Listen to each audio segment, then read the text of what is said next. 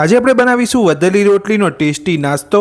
તો વધેલી રોટલીનો ટેસ્ટી નાસ્તો બનાવવા માટે તમે જોઈ શકો છો મેં અહીંયા 6 વધેલી રોટલી લીધી છે। તો હવે વધેલી રોટલીનો ટેસ્ટી નાસ્તો બનાવવા માટે આપણે રોટલીના ટુકડા કરી અને મિક્સર જારની અંદર લઈ લઈશું। તો આ રીતે તમારે ટુકડા કરી અને મિક્સર જારની અંદર રોટલીને લઈ લેવાની છે।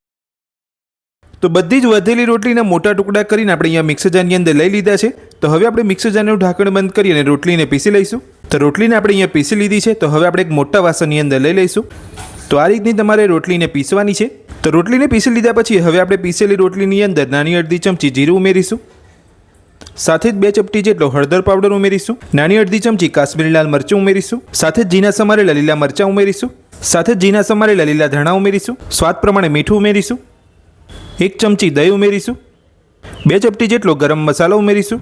1 ચમચી દળેલી ખાંડ ઉમેરીશું। બધું જ સરસ રોટલીના ભૂકા સાથે મિક્સ કરી લઈશું। તો બધું જ આપણે અહીંયા પીસેલી રોટલી સાથે મિક્સ કરી લીધું છે। તો હવે આપણે તેની અંદર 2 ચમચી જેટલું પાણી ઉમેરીશું। પાણી ઉમેરીને બધું સરસ મિક્સ કરી લઈશું। તો પાણી ઉમેરીને આપણે અહીંયા બધું સરસ મિક્સ કરી લીધું છે અને નાસ્તાનો મસાલો બનીને આપણો તૈયાર છે। તો હવે આપણે નાસ્તાના મસાલામાંથી રાઉન્ડ શેપની અંદર બોલ વાળી લઈશું। તો આ રીતે તમારે નાસ્તાના મસાલામાંથી નાસ્તાના બોલ વાળી લેવાના છે। તો તમે જોઈ શકો છો એકદમ સરસ આપણા નાસ્તાના મસાલામાંથી બોલ વળી રહ્યા છે। તો આ જ રીતે આપણે બધા જ મસાલામાંથી નાસ્તાના બોલ વાળી લઈશું। તો બધા જ નાસ્તાના મસાલામાંથી આપણે અહીંયા રાઉન્ડ શેપની અંદર નાસ્તાના બોલ વાળી લીધા છે। તો હવે આપણે નાસ્તાને વઘારી લઈશું। તો નાસ્તાને વઘારવા માટે સૌથી પહેલાં એક પેનની અંદર 2 ચમચી જેટલું તેલ ગરમ કરીશું। તો તેલ આપણું ગરમ થઈ ગયું છે। તો હવે આપણે તેલની અંદર નાની અડધી ચમચી રાઈ ઉમેરીશું। સાથે જ નાની અડધી ચમચી સફેદ તલ ઉમેરીશું અને હવે આપણે નાસ્તાના બોલ લઈ લઈશું। બધું જ સરસ વઘાર સાથે મિક્સ કરી લઈશું।